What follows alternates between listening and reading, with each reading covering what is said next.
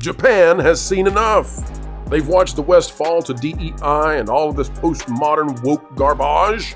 And now they're saying their monster, their Godzilla, he will not fall, he will not bow to the raving mad, the blue-haired sads who want to turn everything upside down. No, that's Godzilla's job with the cities and towns he faces. And according to Toho, that will keep going full apace.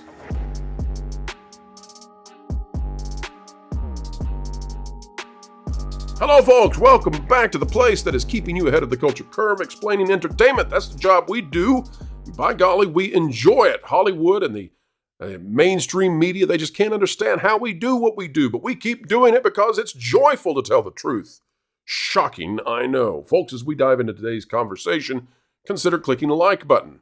We'd like to share with you the latest news when it comes to Godzilla, something that very few people know about. And I know you're saying, Pro, not typically the place we go for Godzilla news.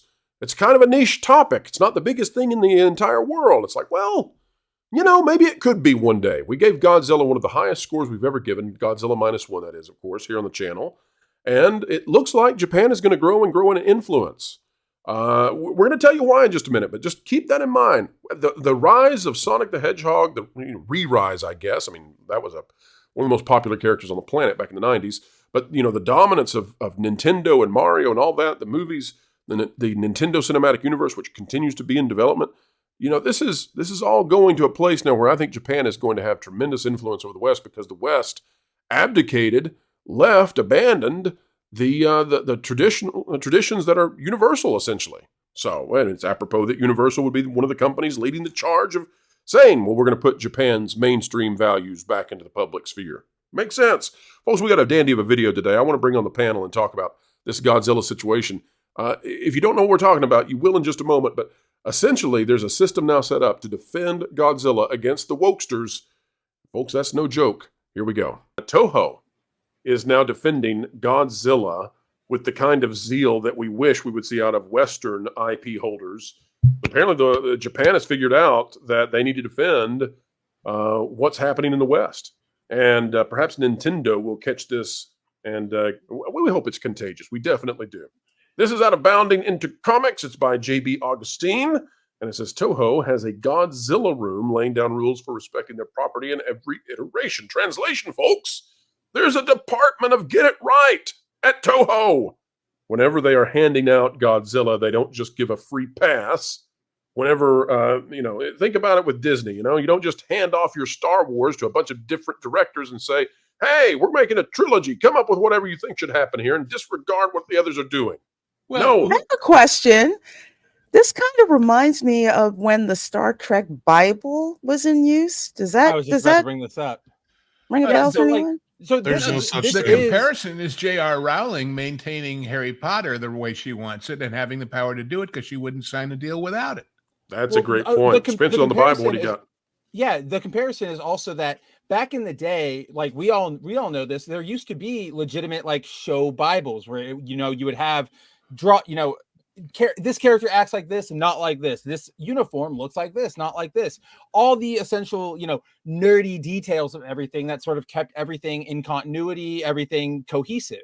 Nowadays, problematic though. That's the thing. Yeah, the term Bible is problematic, Tom. That's why nowadays we have over at Lucasfilm the Star Wars Story Group, which now they're supposed to perform the same function. That's what Disney Why does that not sound better to me? Why does that not? Because it doesn't sound better because it even in even in that wordplay of changing it from Bible to Story Group, you see the opening up to change, I guess, because the point I'm getting at is that with that Story Group, when they announced it, Disney and Star Wars and Lucasfilm were like, oh yeah, do not worry, Star Wars fans. We've got a group. They know everything. They're talking. They're going to make sure everything lines up. Sure enough, nothing did. And, a few months out, we got people from the Story Group coming out going, the most important thing is a story. Continuity is whatever. You can play with that. That's where everything goes wrong. Over at Toho, they go, no, we have it. You either do it our way or you don't get to play with it at all. The difference is that a Bible is written down and carved in stone. A group is whatever we say it is this week. Right, it's You the know? consultation Yes, hive bingo. mind. Bingo. So Tom, let me get. well, go ahead. Well, I was going to get Tom's take on this because one of the things that's interesting to me is Toho found huge success with Godzilla -1. It's my strong suspicion, and this does not take a great prognosticator to figure this out. They've got a huge chance with a sequel to enter into the Western market in a way that has not been seen from a Japanese developer, maybe ever. And they're going to make sure that they protect their IP until that happens. Tom, where do you think Godzilla stands right now in terms of its strength as an IP versus where it was, let's say, back when the West was making it, the one back in the early 2000s? Well, and I think that's part of the reason this probably exists. I mean, they always probably did have a character Bible of sorts for Godzilla on their film side, but I recall like they gave Sony and Roland Emmerich and Dean Devlin a lot of leeway with that 90s film, the 1998 film. And or was it 99? I think it was 98. And in that 98. Yeah, and in that they learned a big lesson. And that was don't let Americans mess with our crap. And I'm not even kidding. That's pretty much what they learned. Yeah, I'm only laughing because they should have learned that lesson several years earlier. No, I know, but like they're like, okay, well, we'll trust this now guy. It's the woke brigade.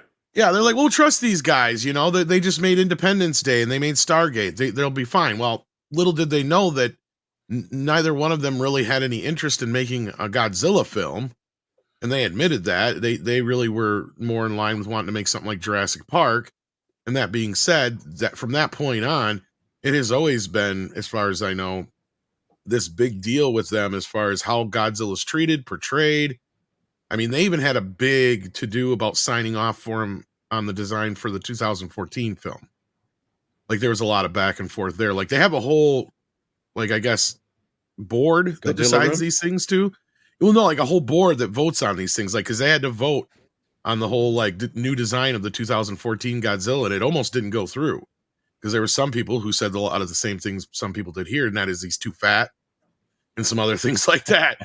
So that's why he did get slimmed down as the films moved on and certain other things. And, and not only that, they've been able to adapt in the new American films to what the market wants.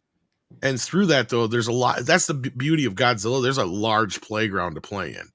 And that's where, there was a lot of people trying to compare Godzilla X Kong to Godzilla -1 this year. And I'm like, look, guys, this is the beauty of this franchise. Is you got the best of both worlds here. You can do the wacky, goofy stuff, and you can do the more serious stuff, and they both fit as long as you pay respect to the characters. That's all that matters, and the audience is fine with that. I mean, the last two films have been fairly well received by both sets of fans, the casual and the the big Godzilla fans. So yeah, Godzilla -1 is still we've been around. Well, on that's this a benchmark. We've been around for 18 months. That's the highest rated movie I've given in that 18 months. Top Gun Maverick is right. But how many series can you say after 70 years are bringing out a benchmark piece of entertainment? That's exactly. But Tom, so Tom, my question to you is, do you think we're going to get a sequel to Godzilla -1? And do you think that it will get the backing that it deserves to drive in a mainstream box office success? If Toho is smart, they will. I know for a while their whole plan was to kind of go with, and this started with Shin Godzilla, whatever, that they wanted to give artists a little bit of leeway to kind of throw their spin on the Godzilla mythos, because, we've gone through so many stories and iterations. So I don't know if they're going to continue that idea or if they're actually going to let him sequelize this. There has been some talks that sequels might be in the works. So it's hard to say because, he's hinted at things he'd like to do. The director, I don't know, I can't pronounce his name, but he's talked about things he'd like to do in the universe. But it all depends on Toho if they want to continue down this road for the next 5-10 years and do a -1 series or whatever you want to call it, or if they want to continue to let other directors come in and put their voice to Godzilla. That's going to be interesting to see what they do. All right, ladies and gentlemen, it is in the can. Another video of excellence. And folks, if you would like more videos of excellence, consider checking out our sister channels at That Pod Place, at That Park Place, at That Game Place. I see a pattern here. and, well, Breaking the Pattern at Vacation Radio. We'd love to have you at all those different places. They're the places we're sharing out news and growing and growing. I guess you could say at this point that all combined together with the things we're doing, we're one of, if not the fastest group of channels telling the truth, all under this umbrella that we are. And folks, we're happy to have you. Hope you'll go check out those other channels as well. In the meantime, keep learning, keep growing, and keep having fun.